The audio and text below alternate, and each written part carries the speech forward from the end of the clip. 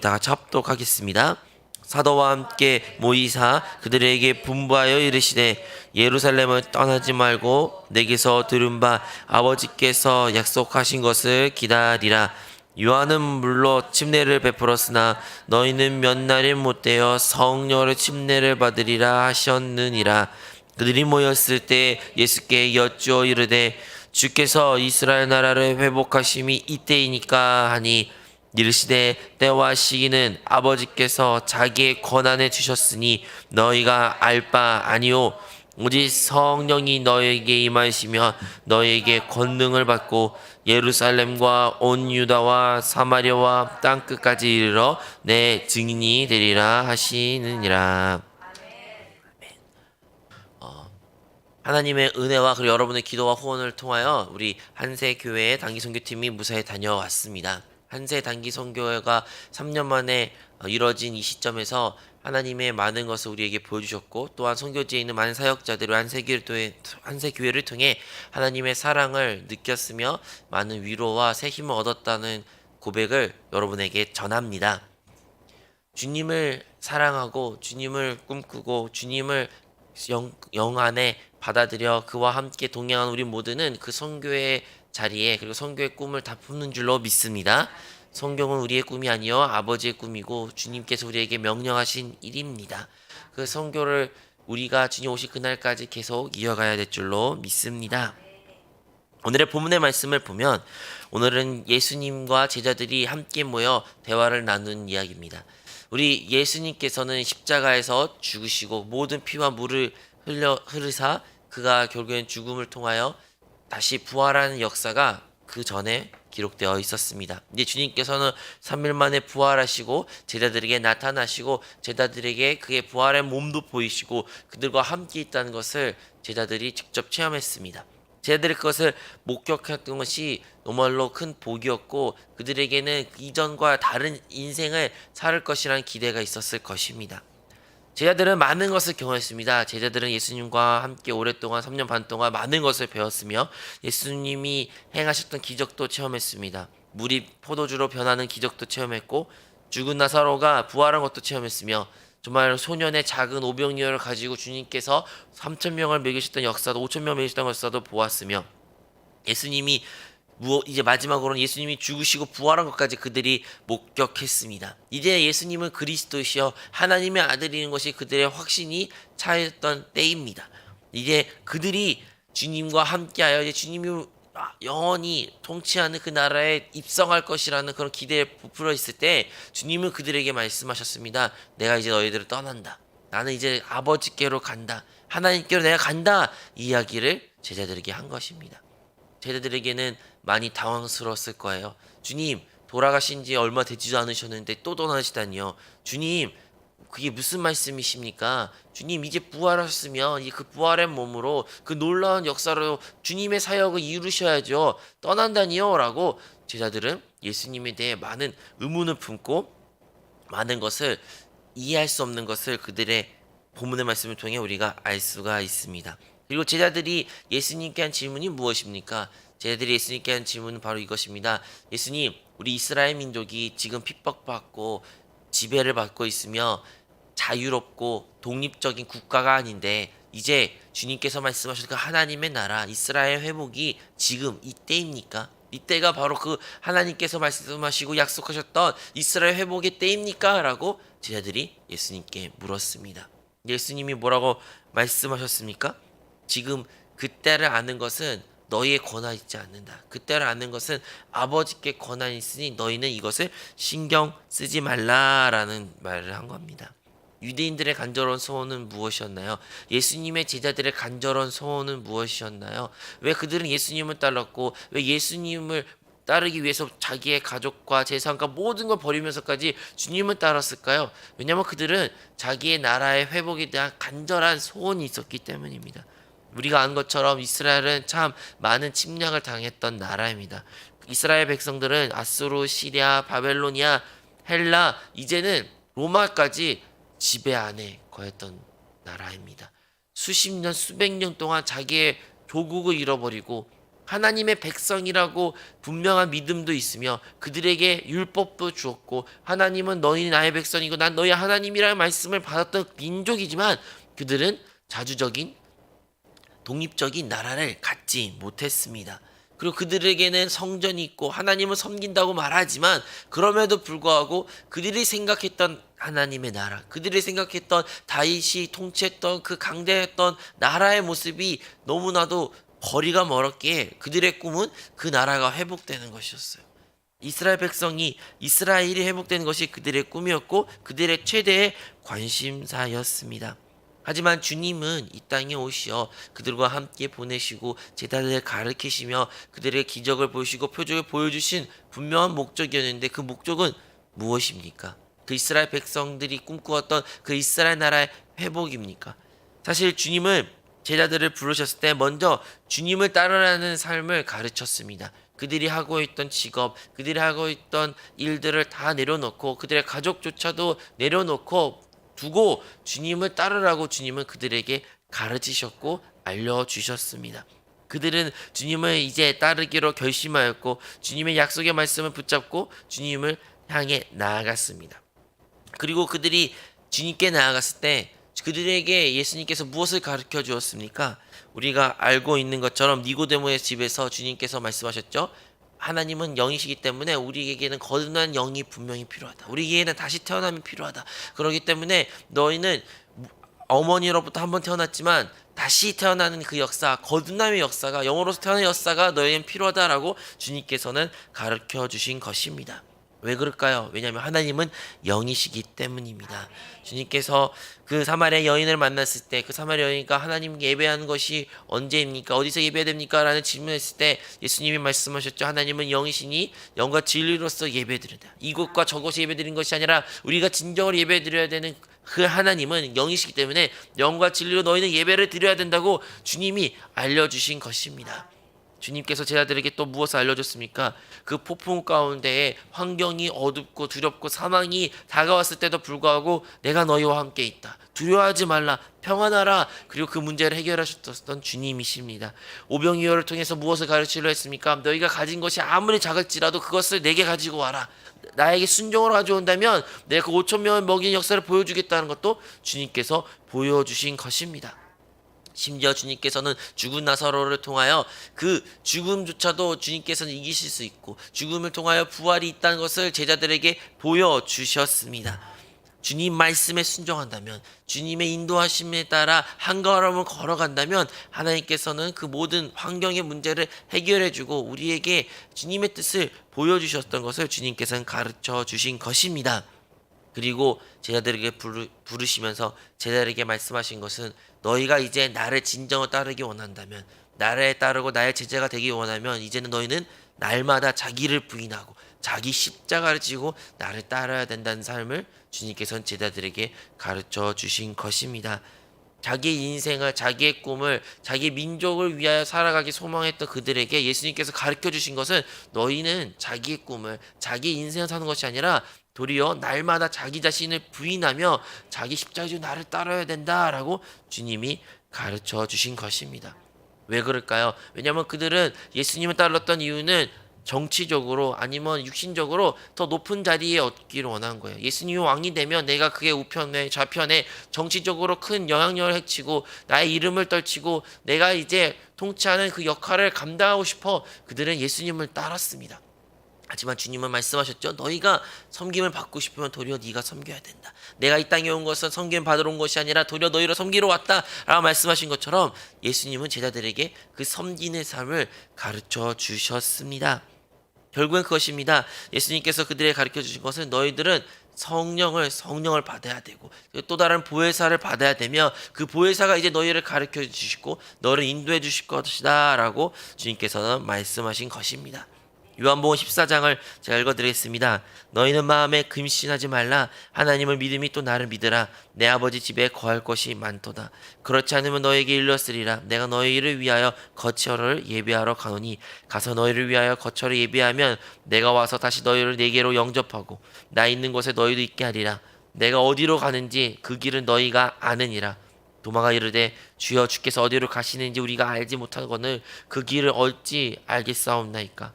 예수께서 이르시되 내가 곧 길이요 진리요 생명이니 나로 말미암지 않고는 아버지께로 올 자가 없느니라. 주님께서는 예수님께서 제자들에게 나는 이제 곧 죽는다, 이제 난 십자가 길을 걷는다 말했을 때 제자들은 다 두려움에 떨었습니다. 걱정과 염려가 그들 가운데 엄습했습니다. 하지만 이제 예수님이 말한 겁니다. 너희는 걱정하지 말라, 근심하지 말라. 내가 죽는 것은 아버지를 가서 너희가 올 그 집을 마련해서 가는 것이다 라고 말한 겁니다. 소망을 우리에게 바꿔주신 것입니다. 이 땅에서 나의 행복과 이 땅에서 우리 민족의 행복과 이 땅에서 이스라엘 회복을 꿈꾸고 그들의 삶 가운데 그곳을 소망 두는 것이 아니라 그 하나님의 집에 대한 소망, 우리가 진정으로 있어야 될 우리의 영원한 집에 대한 소망을 주님께서 제자들을 가르쳐 주신 것입니다. 하지만 그 모든 것은 결국에는 성령께서 우리를 도와주시고 인도해 주신다는 것을 주님께서는 말씀하셨습니다. 주님께서는 그와 같이 우리 버려두지 않고 보혜사 성령을 보내주시는 약속을 우리에게 해주신 것입니다. 우리가 이를 통하여 알 수 있는 것은 하나님께서 우리의 인생을 뒤돌아볼 때, 우리의 삶을 돌아볼 때 우리가 진정으로 바라봐야 될 것은 바로 주님이 말씀하신 이 말씀의 본문에 의거한 주님의 꿈과 주님의 나라인 줄로 믿습니다. 우리도 동일합니다. 우리도 인생 가운데 문제들이 있죠. 해결해야 될 문제들이 있죠. 우리의 소원들이 있습니다. 왜 없겠습니까? 우리가 그토록 바라는 무엇인가가 있지 않습니까? 누구는 남북 통일의 그 영원한 소원을 두고 살아갑니다. 요즘엔 친구들은 모르겠지만 옛날에는 우리의 소원은 통일이라는 노래도 부르고 그런 시기들도 있었습니다. 또 우리의 소원은 무엇입니까? 혹시 자녀에 대한 성공입니까? 자녀가 좋은 대학을 가거나 자녀가 성공적인 인생을 살거나 자녀가 행복한 인생을 꿈꾸십니까? 아니면 우리의 소원은 혹시 여러분의 회사나 아니면 여러분이 가지고 있는 꿈이 현실로 이뤄지는 것을 그러한 소원을 두며 인생을 살아가고 있습니까? 그리고 그 소원은, 그 뜻은 주님의 때에 반드시 이루어질 줄로 믿습니다. 하지만 우리가 그것에 관심을 주님께서 두기를 원치 않으신 겁니다. 우리도 주님께 묻습니다. 주님, 이때입니까? 이때가 내가 그토록 오랫동안 기도하고 그토록 오랫동안 내가 궁금하고 그 응답이 바로 지금 이때가 내가 응답받을 수 있는 때입니까? 라고 제자들이 물어보는 것처럼 우리도 주님께 기도할 때 대부분 많은 시간을 이러한 질문으로 채웁니다. 주님, 나의 기도 응답이 지금 이때입니까? 오늘입니까? 오늘 내가 기도 응답 받습니까? 물론 우리가 그 믿음대로 역사하고 주님의 때에 이루어질 줄로 믿습니다. 하지만 주님이 때에 이루어지기에 주님께서는 우리가 그것을 시선을 두는 것이 아니라 바로 하나님의 나라에 대한 시선을 두라는 것을 가르쳐 주신 것입니다. 그것이 바로 오늘의 본문 말씀 것처럼 너희가 성령을 받아야 되고 성령이 너에게 임하시면 너희가 권능을 받을 것이다 라고 주님께서 말씀하셨습니다. 하지만 성령을 받고 권능을 받은 삶은 무엇을 의미한 것입니까? 다름 아니라 주님의 증인된 삶을 사는 것을 주님께서 말씀해 주셨습니다. 주님의 증인된 삶이 결국에는 성령을 통하여 이뤄지는데, 하지만 그 과정은 결국엔 무엇입니까? 예수님께서 제자들과 함께하며 가르쳐 주신 것처럼 결국엔 우리도 동일하게 우리에게 거듭나는 영이 있으며 하나님이 영이시란 것을 알아야 되고, 나에게 그 영이 있기에 하나님께서 거듭난 영 안에 거하신다는 것을 우리는 반드시 알아야 될 줄로 믿습니다. 그래서 우리가 배워야 된 것은 어떠한 상황 가운데, 두려움 가운데, 문제와 환경 가운데 있을지라도 주님은 나와 함께 계심을 우리는 고백해야 됩니다. 우리가 제자들의 폭풍 가운데 그리고 부족하고 열악한 환경 가운데 놓였을지라도 주님이 함께 있으면 그 모든 어려움을 헤쳐나갔고 이겨내고 보호해 주셨던 체험을 했던 것 같이 우리의 인생도 주님이 항상 우리와 함께 계시며, 내가 사망의 은침할 골짜기를 다닐지라도 해를 두려워한 것은 주께서 나와 함께 하신다는 시편의 기자와 같이 우리도 그런 믿음의 고백을 체험해야 될 줄로 믿습니다. 그리고 그러한 체험할 때 주님 나와 함께 계시는 것을 깨달았을 때 우리는 이제 주님을 따라 살아야 된다는 것을 배워야 됩니다. 주님을 따라 산다는 삶, 그것은 결국에는 자기 자신을 부인하고 자기 십자가를 지고 주님을 따르는 삶입니다. 주님이 걸으셨던 그 길을 함께 걷는 삶이 주님께서 우리에게 가르쳐 주신 삶이라는 것을 기억해야 됩니다. 나의 자아와 나의 육신과 나의 생각과 나의 혼을 거절하고 그것을 처리하고 주님을 따르는 삶이 진정으로 주님께서 우리에게 가르쳐 주는 삶입니다. 나의 영과 하나님의 영과 그 영을 따라 사는 삶을 우리가 모두 살기를 소원합니다. 그러한 삶을 살기 위해서는 결국에는 성령의 충만함을 우리는 날마다 기도해야 되며 사모해야 되며 그것을 위하여 그것을 사모하며 하루하루 살아야 될 줄로 믿습니다. 이는 오직 성령께서만 하실 수 있으며 성령이 우리를 이끄는 삶으로 살게 될 것입니다. 우리는 이 땅 가운데 번영되고 성공적인 인생을 살기를 원하며 모든 사람들이 인정받고 사랑받는 삶을 살기를 원하지만 주님께서 가르쳐 주신 것처럼 그 모든 것은 우리가 먼저 그것을 행할 때 우리가 도리어 그것을 받을 수 있다는 것을 기억해야 됩니다. 그래서 마지막으로 우리가 그때입니까? 이때가 나의 기도 응답이 이때가 그때라는 그 궁금증을 가지고 주님께 기도했을 때 주님께서 우리의 그 시선을 바꿔 놓으시죠. 무엇입니까? 우리의 문제에 대한 우리의 소원에 대한 그 시선에서부터 돌이켜 바로 하나님의 나라에 대한 그 시선을 우리에게 보여주시는 것입니다. 그것이 바로 선교이며 그것이 바로 주님의 꿈입니다. 단기 선교라는 것이 무엇입니까? 사실 단기 선교를 떠나는 우리 53명 모든 분들이 다 이러한 꿈을 머리로는 알고 지식은 알지라도 다 그런 꿈을 꾸고 그 땅을 밟지 않습니다. 다 각자 자기가 가지고 있는 환경과 문제와 어려움을 가지고 아니면 자기가 기대했던 선교 이상을 가지고 단기 선교토를 다 떠났다는 이야기를 나중에 간지 시간 때 듣게 됩니다. 그것이 우리의 모습입니다. 우리의 꿈을 가지고 우리가 생각한 단기 선교의 모습과 정의를 가지고 하나님께서 단기 선교 통해 나의 보여주신 것 이상을 가지고 우리는 그 땅을 다 밟게 되었습니다. 하지만 그 땅을 밟았을 때 하나님께서 보여주신 것은 무엇입니까? 바로 하나님의 나라입니다. 우리가 생각했던 하나님의 나라, 내가 생각했던 교회 이상, 내가 보았던 그 문제보다 더 크신 하나님을 보게 되었고, 내가 있는 대한민국의 이 한세에 군포에 있는 이 교회만 뿐만 아니라 하나님의 교회는 진정으로 세계 곳곳에 있으며, 그리고 그것 또한 하나님의 교회이며 그 교회가 한 생명을 가졌으며 그것이 주 안에서 한 몸이고 하나라는 것을 보고 돌아오게 되는 것입니다. 그리고 그 교회가 진정을 하나님이 꿈꾸는 것이며 사모하는 것이며 그 교회를 주님께서 진정으로 사랑하신다는 것을 다들 보고 돌아왔습니다.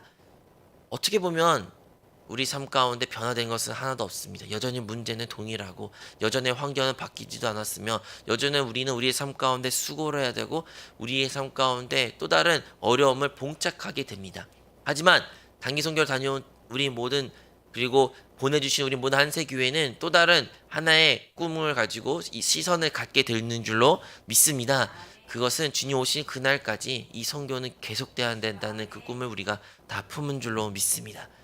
여러분 계시록에 보면 주님께서 교회를 향하여 말씀하십니다.